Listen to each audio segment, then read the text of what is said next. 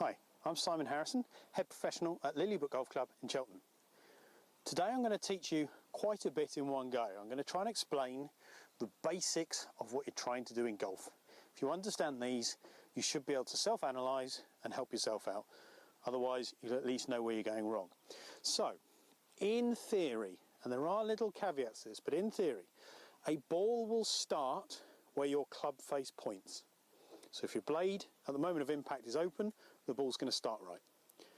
The ball will bend in the opposite direction to the path of the club.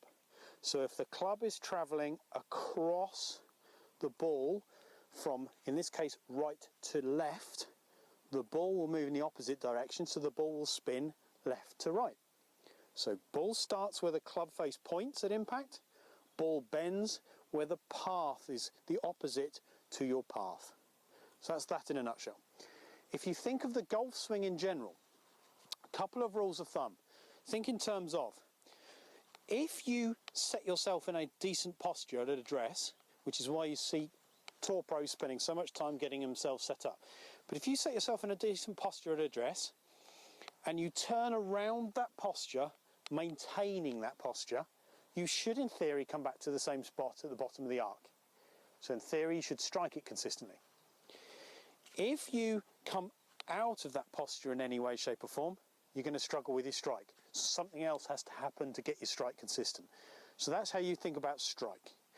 Second part to aid that is that the distance from your hands to your sternum that you start at address with must stay constant throughout. So if you keep that constant back, down into the ball and through to virtually a full finish, then in theory you should come back to the same spot.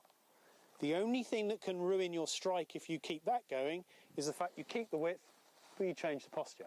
So now what you can see is hold your posture, hold your distance, you'll come back to the same spot.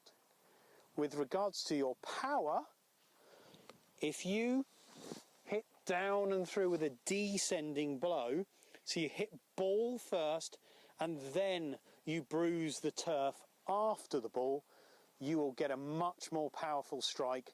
Certainly on your irons, you'll get a much more powerful strike than the most common fault we see, which is the club bottoms out before the ball because you're falling backwards and then you're coming up on the ball. You'll get no strike on that at all. It'll be very picky and very thin and no quality of strike.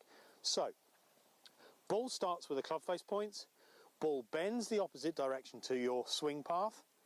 If you retain your posture angles at address throughout the entire swing and keep the distance between your hands and your sternum the same throughout the entire swing, you should have relatively consistent shots. All the other things that are problems can basically be related back to those in some way, shape or form.